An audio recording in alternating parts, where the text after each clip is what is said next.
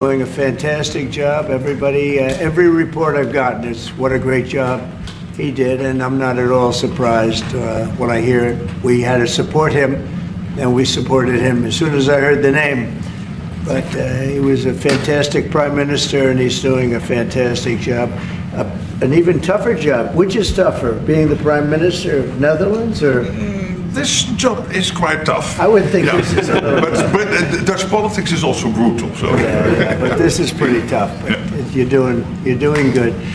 We're going to be discussing a lot of things. Obviously, we'll be discussing what's happening with respect to Ukraine and Russia. At this moment, we have people talking in Russia. We have representatives over there, Steve Witkoff and others, and they're in very serious discussions. As you know, Ukraine has agreed, subject to this, what's happening today, to a complete ceasefire, and we hope Russia will do the same. Thousands of people are being killed, young people, usually, mostly young people. We were just talking about it. Thousands of young people are being killed a week, and we want to see that stop. And they're not Americans, and they're not from the Netherlands for the most part. No. They're from Russia, and they're from Ukraine. But they're people, and I think everybody feels the same way. We want it to stop.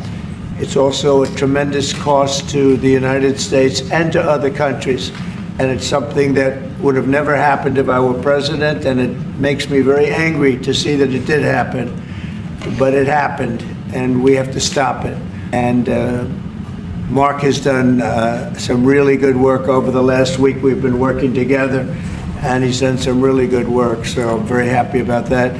We'll also be talking about trade and various other things, and I think we'll have a very, very strong day. We're going to have lunch afterwards, that'll go, and then we'll see you all later. But Mark, would you like to say something? yeah. First of all, thank you so much, Mr. President, dear Donald, again for hosting me, and well, also for taking time in Florida. A couple of weeks after you were re-elected. That's right. And of course our phone call a couple of weeks ago, and I must say, Trump 45, you originated the fact that in Europe we are now spending, when you take it to aggregate, 700 billion more on defense than when you came in office in 2016, 2017. But that was Trump 45.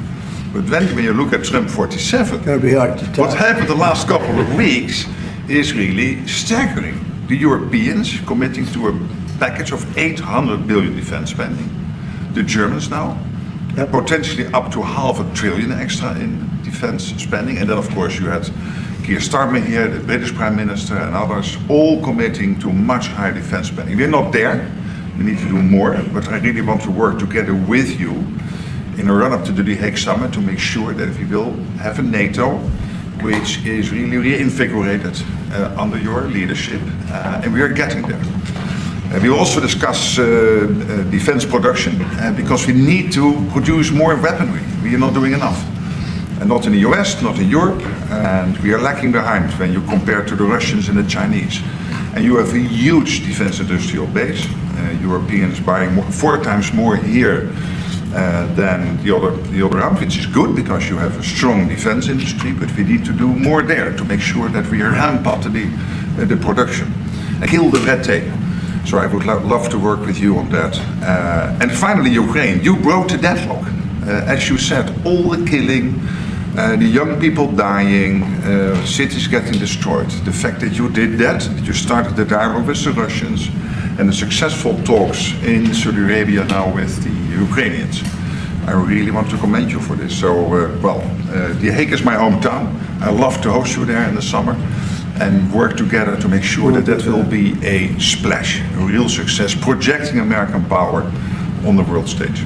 What Mark is saying is when I first went to NATO, my first meeting, I noticed that very few people were paying. And if they were, they weren't paying their fair share. There were only 7 countries that were paying what they were supposed to be paying, which was, it could be if it was. But there were just very few countries that were paying, and even the paying, it was at 2%, which is too low. It should be higher, it should be higher. But You had Poland, and I remember Poland was actually paying a little bit more than they were supposed to, which I was very impressed with. And they've been actually terrific, and some of the others. But most of them weren't paying, or they were paying very little. And I didn't think it was appropriate to bring it up there, but I said it's going to be brought up at my next meeting. And my next meeting, you know, the first meeting you want to give them a little break. The second meeting, it began, and I was able to raise hundreds of billions of dollars. I just said, we're not going to be involved with you if you're not going to pay. And the money started pouring in, and NATO became much stronger.